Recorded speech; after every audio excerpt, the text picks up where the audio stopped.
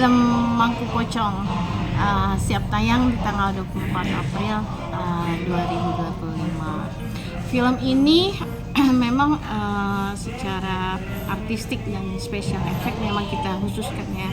Jadi memang banyak adegan-adegan yang memang di-create menggunakan visual effect untuk menunjang kengerian film ini sih gitu. Terus juga artistiknya juga digarap dengan baik sekali oleh Mastur, art director kami seperti itu. Dan memang sebelum syuting memang sudah kita desain setelah kita melihat seperti biasa lah ketika kita menemukan lokasi yang pas, lalu kita desain dan kita create seperti apa nih artnya, terus juga mau bagian-bagian mana yang kita khususkan nanti buat teror dan segala macam seperti itu sih.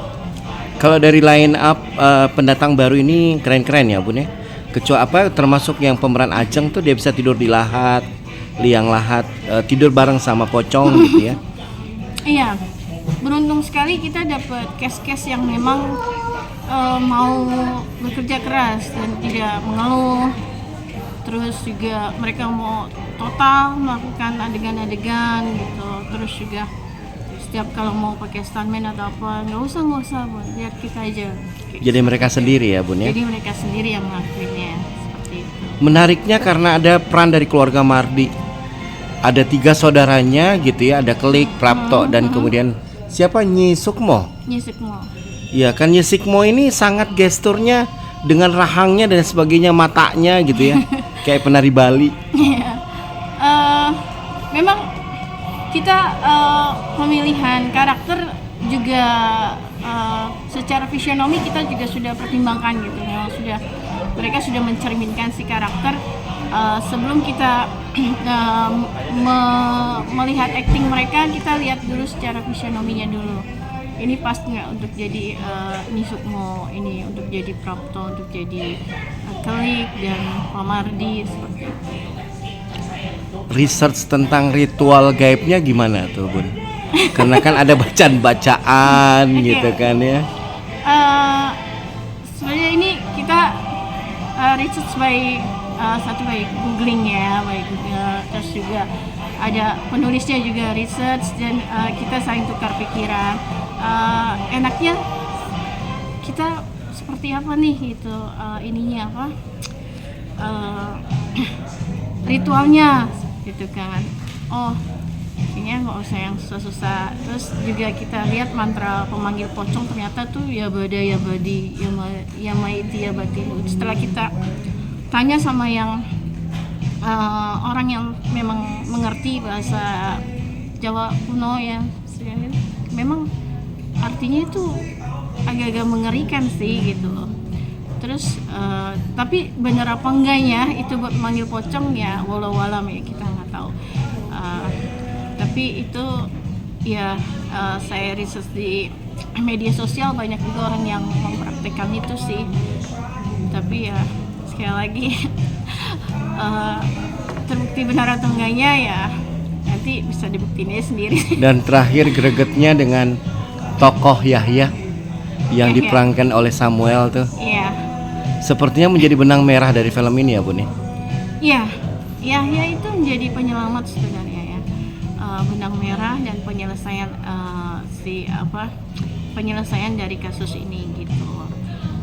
Karena Yahya pun korban juga di situ sebenarnya.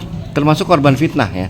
Iya, korban fitnah dan juga korban dari si Mangku Pocong juga, karena ternyata keluarganya dia pun penganut Mangku Pocong juga seperti itu. Iya. Jangan diterusin Bun.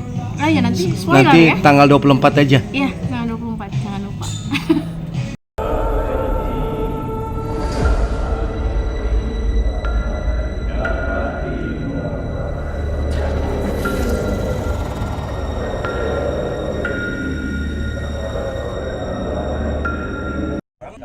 Tegal, Jawa Tengah.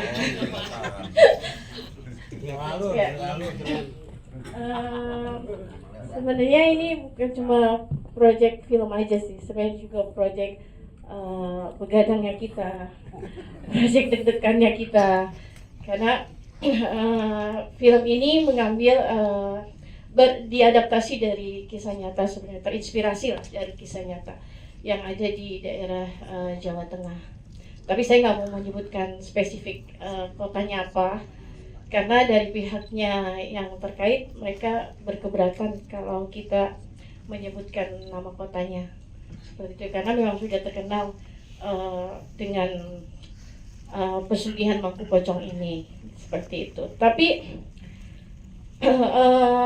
nggak semua makanan enak yang dijual orang itu menggunakan pesugihan ya.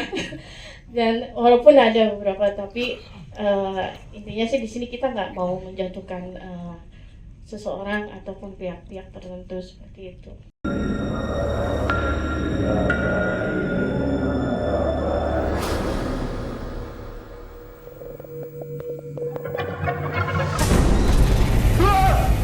Secepat mungkin mereka harus diberitahu, Mbak. Pada siang hari ini saya juga baru nonton pada siang hari ini, walaupun syutingnya sudah tahun 2 tahun lalu ya, 2023, iya 2023 akhirnya alhamdulillah atas izin Allah tayang juga ini filmnya. Luar biasa deh, pokoknya ini sebetulnya film horor keempat aku, tapi wah yang paling horor. Yang paling terlihat di mana-mana ini gitu. Tahu ya maksudnya ya. Yang paling terlihat di mana-mana karena syutingnya di Tegal, bukan di kota Tegalnya tapi kabupaten. Jadi jauh lagi dan lebih sepi lagi. Tempatnya juga jauh lebih sepi lagi, jadi bukan di kotanya. Terus kemudian yang dipakai semuanya bukan settingan tapi semua daerahnya, rumahnya itu rumah Belanda yang udah ratusan tahun berlalu dan masih berdiri tegak dan kokoh. Tahu sendiri ya, rumah kalau udah ratusan tahun terus tidak ada yang meninggali, udah gak ditinggalin ya rumah itu ya. Emang rumah kosong tapi kayak itu kan banyak ya jadinya ya, dengan di depan pohon beringin yang kokoh juga. Dan tidak lupa ada pemakaman beneran di belakangnya. Jadi ya jangankan syuting film horor ya, mungkin kalau nggak syuting juga ya itulah, memang sudah banyak penunggunya. Jadi ya itu sih memang terasa creepy sekali ketika syuting yang nggak cuma malam tapi juga syutingnya siang hari. Nanti saja. Tunggu Nurul sembuh. Ya, tolong bawa Hendri dan Nurul pergi dari sini sekarang. Apa yang kalian sembunyikan? Suruh olahraga sepak takraw misalnya, kan berarti kan nol banget gitu ya. Lu yang videoin gua dong. Iya, biasa aksi logi. Nggak apa-apa. Ya, ini Pak. Jadi kalau orang tidak biasa, cuma kan kayak karena saya sebagai aktor, jadi sesuatu harus deliver pastinya. Betul. Profesional. Ya, profesional. Sesuai bayaran. Nah, soal rumah itu memang auranya dan ambience-nya jujur memang agak kurang sedap dan kurang enak di set rumah yang tadi Jevan ngomong itu.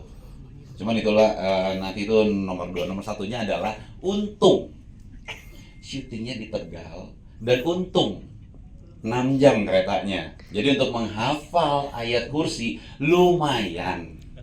Kalau syutingnya di Bogor misalnya sejam, waduh, harus bener-bener ngafalin banget tuh. Soalnya memang cukup susah. Dan ternyata dari Dian yang ngomong yang waktu itu, saya yang beragama Islam aja emang agak susah saya ngafalinnya gitu ya. Iya. Kan gue jadi bingung, apalagi gue dong ngafalinnya PR banget kan gitu. Namun setelah adegan yang ya ini kan belum pernah nonton. Sudah dong. Enggak kan 24 ntar kalau aku ngomong ntar.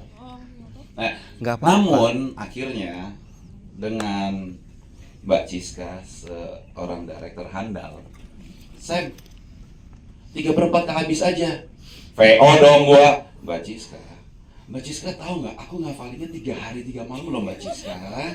Gitu. Cuman ya karena ini kan kebutuhan syuting ya, kita sebagai aktor nggak bisa intervensi seorang director. Jadi itulah. Sebenarnya ngafalinnya 3 hari, walaupun yang dipakai cuman 3/4 ujungnya aja. Tapi ya kita semua sebagai aktor dengan perannya masing-masing harus mendeliver semua satu kesatuan menjadi satu film yang bagus. Tanya ibumu. Percaya nak, ini yang terbaik buat kamu.